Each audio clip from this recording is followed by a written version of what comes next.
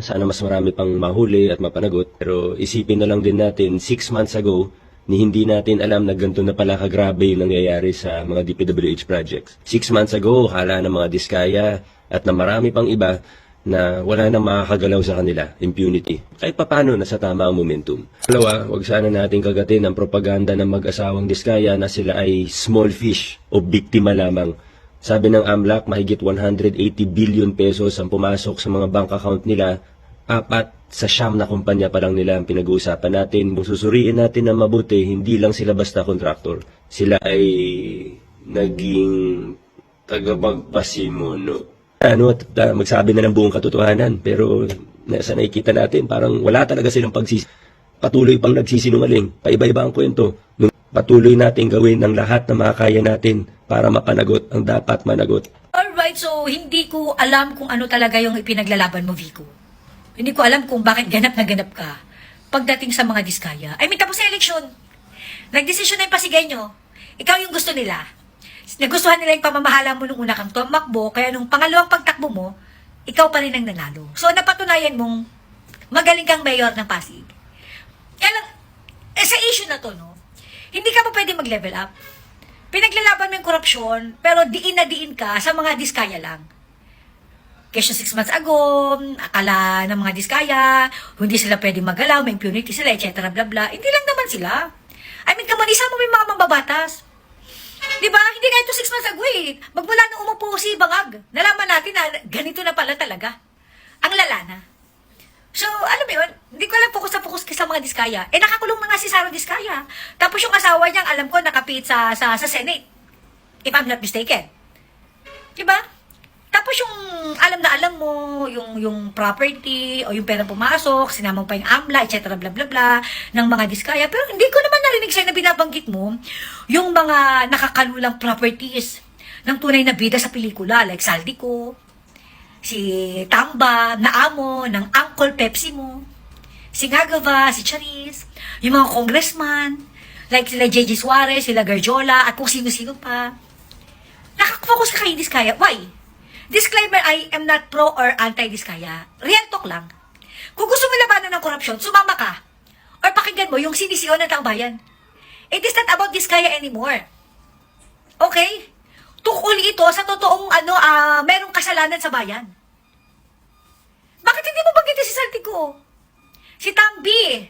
Okay na amo ng Uncle Pepsi mo. Si Charis, na siya palang merong pinakamalaking insertion sa kala namin, si Tamba. Yung pala si Charis. The king of pork barrel, sabi ni Ruben Nagwanzon. The son of the president. Yung sinabi ni Saltico na 25% from 100 billion na pina-insert ni Ngagava. Diba? Hindi mo binabanggit. Ano, bitter ka ba ba hanggang ngayon sa Diskaya? Dahil nung election, siniraan ka. I mean, come on, parte ng politika sa Pilipinas yung nagsisiraan. Nasa taong bayan naman yung kung maniniwala eh. Sa kaso mo, hindi naman naniwala, kaya nga ikaw pa rin nanalo eh. I mean, come on. Tapos, lagi mo binabanggit, ang mga Diskaya, hanggang ngayon, di pa rin nagsisisi. Hanggang ngayon, nagsisinungaling pa rin. Lagi nyo sinasabi nagsisinungaling. Kasi, kung sinasabi mo nagsisinungaling siya, ibig sabihin meron kang alam. Ba't hindi na lang sa bunga nga mo manggaling? Kung ano yung totoo. And let the Diskaya couple admit or deny it. Lagi mo sinasabi eh, nagsisinungaling pa rin, hindi nagsisisi. Saan ba silang banda nagsisinungaling? Ano bang parte ng statement nila ang nagsisinungaling sila? Ikaw na magsabi. So yung sinabi ba ni Trililing, yung malabnaw na utak, na patay gutom na sundalong kanin, na makakalaya lang daw itong si Sara Diskaya kung ituturo niya si PRRD bilang backer niya. Dito sa DPWH, kaya ito tumiba-tiba ng bilyong-bilyong halaga ng pera mula sa gobyerno. My God, ikaw na magsabi ng totoo. Kung nagsisinungaling sila, ikaw na magsabi ng totoo para malaman namin yan na itulong mo sa taong bayan. Ikaw na magsabi ng katotohanan. Kung alam mo nga. Tapos yung sinasabi mo na ang mga Diskaya, hindi sila mga small fish, sila ang tagapagpasimuno. My God. Contractor? Tagapagpasimuno? Over this government? I mean, sinong maniniwala? So, anong papel ni Ngagva bilang pumirma? Anong papel ng Speaker of the House na si Martin Romualdez? Ang appropriation chairman na si Saldico na umami na nga eh, ng mga pinagagagawa nila ni Bangag, ni Martin. Anong papel ni Charis bilang son of the president? President talaga, letter F. Ang tagapagpasimuno talaga, ang mga Diskaya? Oh, talaga Talaga ba? I mean, come on. Paki-explain. Contractor talaga ang pasimuno sa gobyerno? Talaga ba? Hindi ko alam kung ano yung pinaglalaban mo dito. Gusto mong sama-sama nating labanan ng korupsyon. Mag-level up ka. Si Diskaya nakakulong na si Sara. Asawa niya nakapit sa Senado. Ano pang gusto mo? Magsabi sila ng totoo. Ano ba kasi nung alingan na sinabi nila? Ikaw na kasi magsabi. At saka agad mag-level up ka. As sinisigaw ng taong bayan, yung nasa Malacanang. As sinisigaw ng taong bayan, si Saldico, si Tamba, pati yung anak ng presidente. Isama mo pa sila Ralph Recto. Isama mo pa yung sila Garjola, sila JJ Suarez, yung mga ang dami pang mga victim na kontrakto.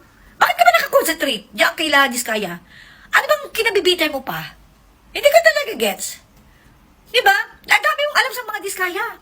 Pilit mo isinasaksak sa utak ng mga tao na masama ang mga Diskaya. O sige na, okay na, alam na namin yan. Level up naman. Hindi mo ba napanood yung interview ni Karen Davila kay Puno? Panoorin mo. Tingnan mo kung paano na parang nanagalit si Karen Davila. Dahil sa sobrang unexplainable na kayamanan nitong mga politikong ito. Mag-level up ka. Bakit sinabihan ka ba ni Uncle Pepsi na bawal banggitin si Tambi? Hindi ka talaga gets eh. Mag-move on ka na. Ikaw pa rin naman ang mayor ng Pasig. Bilib ang mga Pasigenyo sa'yo, kaya nga ikaw pa rin ang nanalo. Kaya lang, di ba, kung sasabihin mong labanan ng korupsyon, mag-level up ka. Nakakulong na si Sara Diskaya, pati ang asawa niya. Ano pa bang gusto mo? Eh, nakasaksak na rin sa utak ng mga tao na masama sila, okay na. Sumama ka naman sa pagsigaw ng ay kulong lahat ng mga magnanakaw ng mga kurap. Kasama si Saldico, si Ngagba, si Charis, ito mga congressman, at saka yung best friend, ni Uncle Pepsi, na si Tambi. Ganun yun. Mag-level up ka. Panoorin mo yung interview ni Karen Davila para magkaroon ka din naman ng ibang idea. Puro ka puro ka Diskaya, na akadismaya ka sa totoo lang. May Understand you work with him, but I think we need to hold our leaders accountable. He is the Speaker of the House. The budget emanates from the House. There are talks of ostentatiousness and extreme wealth, private planes, supposedly more than 10 houses in Forbes Park. I'm sorry I have to bring this up, but to defend the Speaker that he's a victim in all this, it's appalling to the Filipino people. At the end, he would not even explain the corruption in the budget that he allowed. The House passed it, Congressman. In the end, we are talking about the public being angry of the ostentatiousness and extreme wealth of Martin Romualdez, Zaldico. This is not the time of the wealth you and I have seen in past administrations. Galit na tayo ng kay GMA, kay ERAP, etc. This is a whole other level of alleged corruption. This is not the levels of Nepal. Yeah. That kind of anger, which I hope not, but at the end of the day, when you hear about homes abroad, I mean, Congressman, it's very difficult to defend Martin, who was in power, unless he submits his salad, he explains. Stepping aside, I don't think is enough for the Filipino people. I mean, it's not personal to me. I'm not angry at him personally, but as a leader, this is inexcusable. Parang biktima pa siya na ang bait niya, gusto niyang tumabi.